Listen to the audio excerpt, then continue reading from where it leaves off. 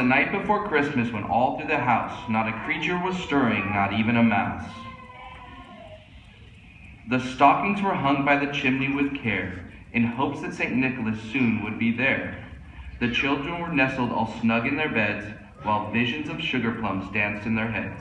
And Mama in her kerchief and I in my cap had just settled down for a long winter's nap.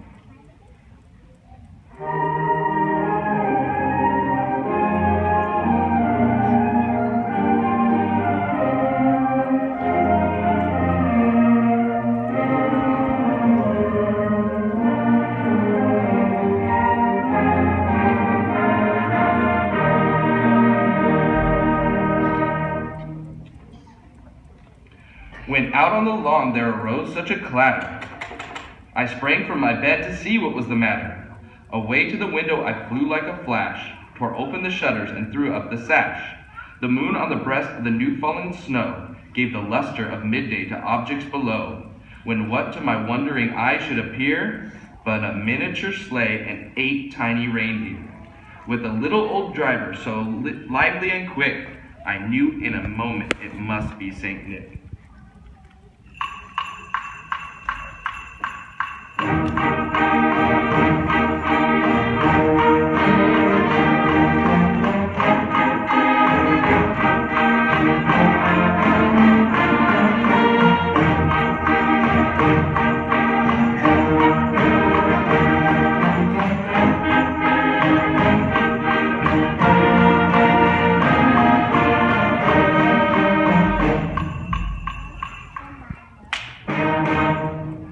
More rapid than eagles his coursers they came, and he whistled and shouted and called them by name. Now Dasher, no Dancer, now Prancer and Vixen, on Comet, on Cupid, on Donner and Blitzen, to the top of the porch, to the top of the wall. Now dash away all. As dry leaves that before the wild hurricane fly, when they met with an obstacle mount to the sky. So up to the housetop the coursers they flew, with the sleigh full of toys and St. Nicholas too.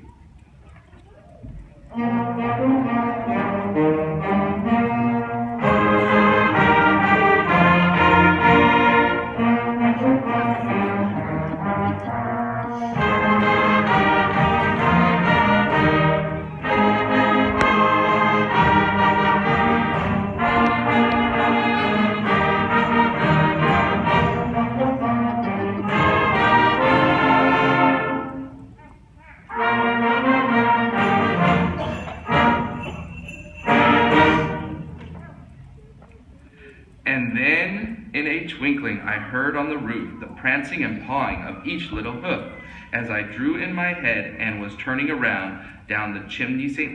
Nicholas came with a bound.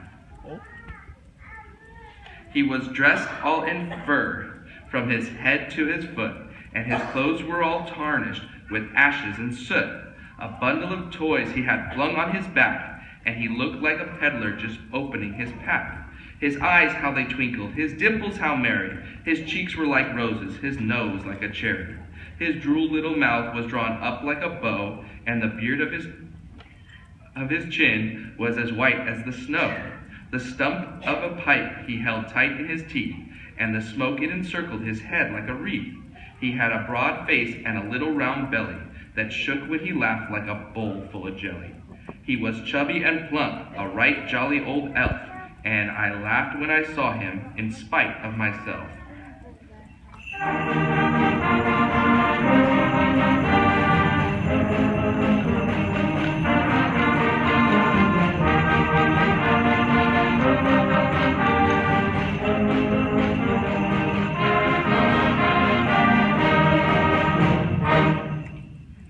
A wink of his eye and a twist of his head soon gave me to know I had nothing to dread.